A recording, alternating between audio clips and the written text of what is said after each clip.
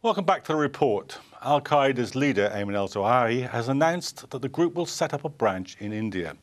The online video Zawahri released said that made a number of references to the Islamic State, who are now challenging Al-Qaeda's position as the main global jihadist group after breaking away from the parent organisation last year. In India, the move has raised questions for the government of Narendra Modi, widely regarded as a Hindu nationalist outfit, about how to maintain religious cohesion. Nathaniel Amos Sansom has this report. Al-Qaeda's move to set up a branch in India, a nation with the third largest population of Muslims in the world, has almost as many implications internationally as it does within India itself. In a video posted online, the head of the fundamentalist group, Ayman al-Zawahri, stated that the official purpose of the move was to spread Islamic rule throughout the subcontinent. In the 55-minute video, Zawahri reaffirmed his loyalty to the Afghan Taliban leader, Mullah Omar, which many analysts are describing as an apparent snub to the breakaway group Islamic State, who broke away from Al-Qaeda last year. In India, politicians and analysts have expressed serious concerns about the announcement. नहीं, ये बहुत चिंता का विषय है, मगर हम आश्वस्त रहें, बहुत मजबूत सरकार है हमारे केंद्र में, स्वाभाविक रूप से सरकार इस पे जरूर सख्ती से कदम उठाएगी और ऐसा नहीं होने देगी।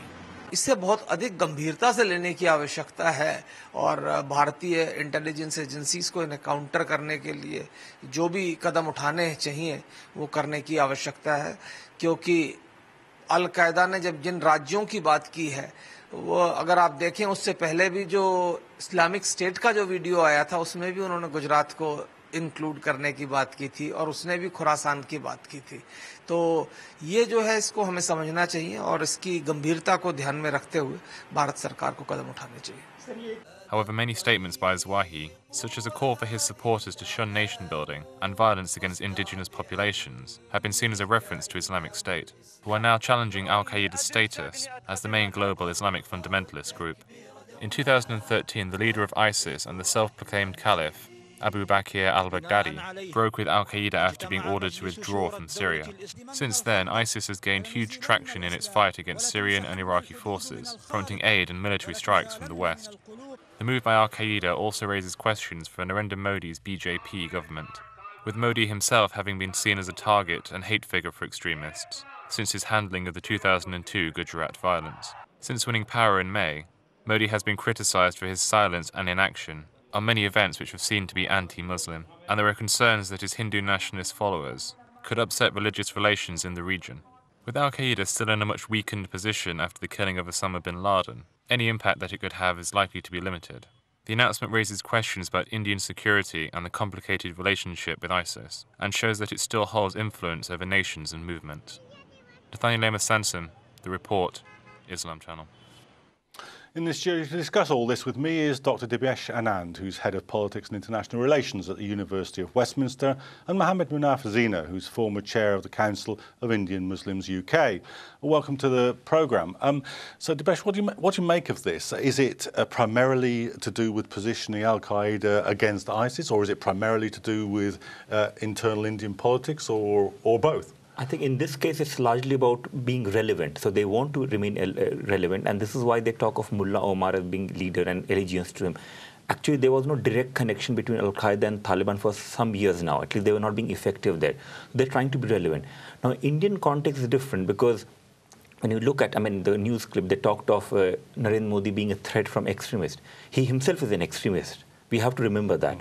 So the kind of issues that Al-Qaeda or ISIS have raised regarding India, the states that they mentioned, Gujarat or Assam or Kashmir, they're a problem not because Muslims are disaffected there on their own. That remains a problem because these are the states where either Hindu nationalists or the Indian state has been ruthless, has alienated many Muslims. And if there's any challenge to Indian security, it largely comes from that kind of policies of Indian state itself and of Hindu nationalists to alienate Muslims than from Al-Qaeda or ISIS. Okay, so Mohammed, do you see perhaps a kind of dysfunctional, a kind of symbiosis developing here, where you have a Hindu nationalist government, you have an extremist Al-Qaeda group being formed, and there can be a mutually reinforcing destructive cycle start here? I don't see that at all, to be honest. I see Indians as very people who actually live together as one community. So I see all this as being Al-Qaeda propaganda. I don't see the drivers of radicalization that you might see in the UK or in America. And I just can't see the success. I think the fear that is caused by all this is perhaps the state security agencies overreacting. And I think that's more the danger rather than anything else. Is that how you read it? That I guess what you're saying is that there isn't enough of a domestic dynamic for this to become a really destructive thing. It is, and remember that most of these, extremist groups that have emerged from different parts of Arab world have never cared about Muslims in other parts of the world, except paying lip service, right? That's what they're doing. They're paying lip service to this. Now, the danger is, of course, when we listen to the one security expert and the BJP spokesman saying that we have a strong government and we are going to deal with it. The thing is, even in 2004 and 2005, for instance, that 10 years ago, when Al-Qaeda never spoke on India, Hindu nationalists would always conjure up an image of Al-Qaeda to justify violence against Muslims. So this kind of statement, which I would say is an idiotic statement, at the very least, is going to harm Muslims more, because that will also, in a sense, help the Indian Hindu nationalist government to say that, look, Muslims are a threat. So rather than think Al-Qaeda is a threat, from within they'll think Muslims are a threat and we have to put them under more surveillance, under more control. As if the kind of life that many Muslims in India face, especially in Gujarat and Uttar Pradesh increasingly, or Kashmir, is not bad enough.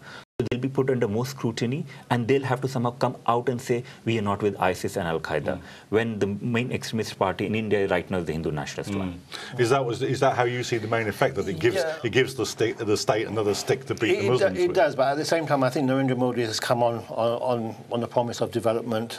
He talks about inclusivity, and I think it's up to Narendra Modi, despite what his record shows, to show what he really is about.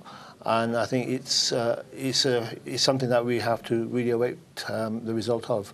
Do you think that the form of this announcement was to do with the lack of a kind of constituency in the country itself? Because Primark announced new branches. It's not really a kind of Al-Qaeda thing to do, is it? Yeah, it is. And remember, he used not only Arabic but also Urdu. So he was using both Urdu and Arabic to make an announcement. So be relevant, but be relevant also in a sense. Remember, even Taliban right now and Mullah Omar, they are sidelined even in Pakistan for the time being, because you have this drama between Imran Khan and Qadri and the government there. So they are being sort of left out. So you have ISIS at one level becoming more violent and more thuggish than Al-Qaeda ever was, and then you have mainstream political parties also largely ignored. So it's more about relevance part. That's an interesting question. Why India? Why not Pakistan? Because if you think, well, all right, if you're going to make some statement or some show, I mean, they already exist in Pakistan, but okay. No, go ahead. But remember, they also talked about Burma, so Rohingya issue, for instance, and that's one of the issues which many Muslims don't know anything about, but they think that something has happened, and something has happened. We know a lot of persecution, but they don't know what exactly happened. They used a different example, not Pakistan, partly because maybe the Taliban has always had a very intimate and tricky relation with Pakistani establishment. Maybe that is the reason they didn't want to mention Pakistan, because they don't want to antagonize the Pakistani masters of Taliban. So how you read it? The unit leader is in Pakistan. So there's a Pakistan hand behind this, definitely. But you look at the Pakistani people. They support more. They have more support for India and the US than they have support for Taliban and Al-Qaeda. So the fact that you have a unit coordinator who is based in Pakistan shows that there are, I think, domestic issues affecting Pakistan is taking its course here as well. So there is a bigger game plan than sees.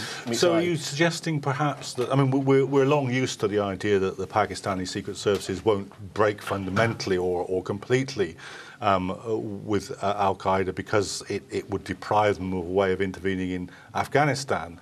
Are you saying that this is now becoming something which is being played out in the rivalry between Pakistan and India? I think it's not just that. I think it's more of a strategic aim. You have a situation where Nawaz Sharif's position is, perhaps untenable in some circumstances. The army wishes to have more control. And in those circumstances, how is it that they can actually get support from other states?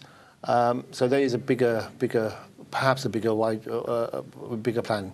Do you read it as there's an interstate element here? In a sense, we can see something similar to what the US and UK have done also. No? They fund certain kind of extremist groups against to destabilize and achieve the aim, like they did in Afghanistan or Libya or elsewhere.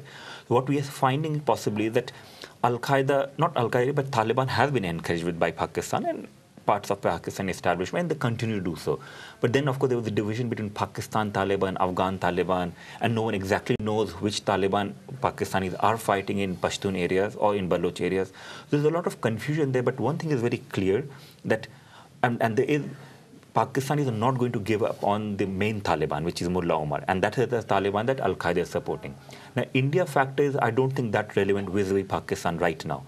But for India, I don't think there's any increased security threat from Al-Qaeda or ISIS. The main threat comes from the party in power and its ideology, which treats Muslims as second-class citizens or as subjects and not as citizens. And there's something which many people here in UK and other places don't know. There's an entire campaign called Love Jihad. Love Jihad is the idea that BJP says that Muslim guys have this conspiracy of marrying Hindu girls and converting them. And a lot of riots are taking place around that story. It's largely a myth, because I know this myth was also there 10 years ago. But 10 years ago, we thought that these are some lunatic people making these stories up. Today, that lunatic people or individuals are in government, and they have made it real. So Indian media now talks of love jihad when they talk of a Muslim guy marrying Hindu girl, when in most cases, the Hindu girl has married voluntarily. Yeah, so they're just in love. The jihad bit, isn't it? Yeah. So the sad part, therefore, is that Muslims are suffering from various quarters.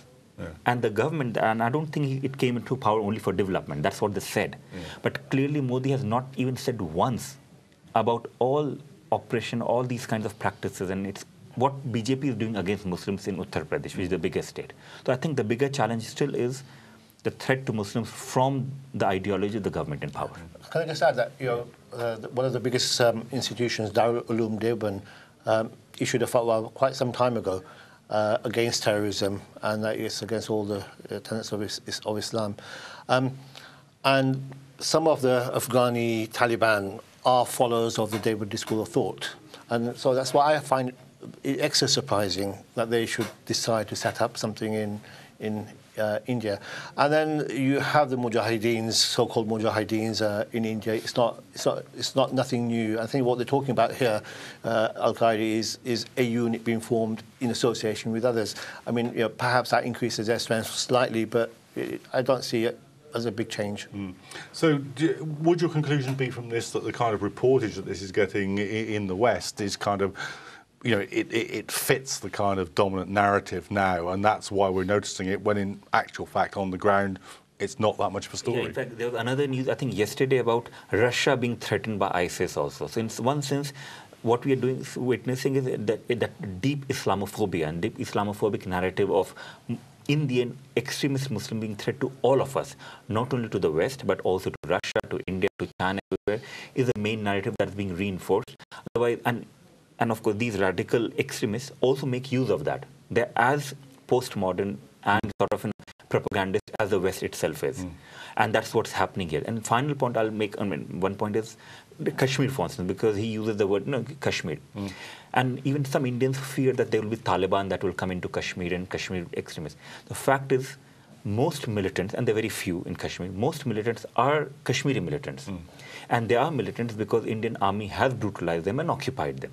And therefore, I think the best way to deal with Al-Qaeda, ISIS kind of threat in Indian context, for instance, is to give more rights to Muslims, treat them with equality, and in case of Kashmir specifically, give them more freedom, if not total freedom. I mean, this would be the way that any sensible government would proceed if it wanted to undercut any possibility of this, wouldn't it? It would be to drain the discontent out of the political system that Muslims feel.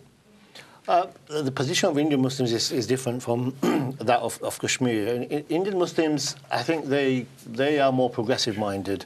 They actually feel that we need to think about education, we need to think about business, we need to think about those sorts of issues and see how we can advance ourselves. Indian Muslims have traditionally been quite different from other communities, whether in UK or otherwise. Okay, well, afraid we've run out of time in this episode of the report, so that's where we're going to have to leave the, I guess, in this program, I guess in the other parts of the program. And of course, you are watching. Continue the debate on Twitter, and you can use the Twitter channel and use the hashtag the report to interact with us and with others on social media. We're back again tomorrow night at 10 p.m, but now we'll leave you with footage from Kashmir, where floods have been wreaking havoc in the region. Good night.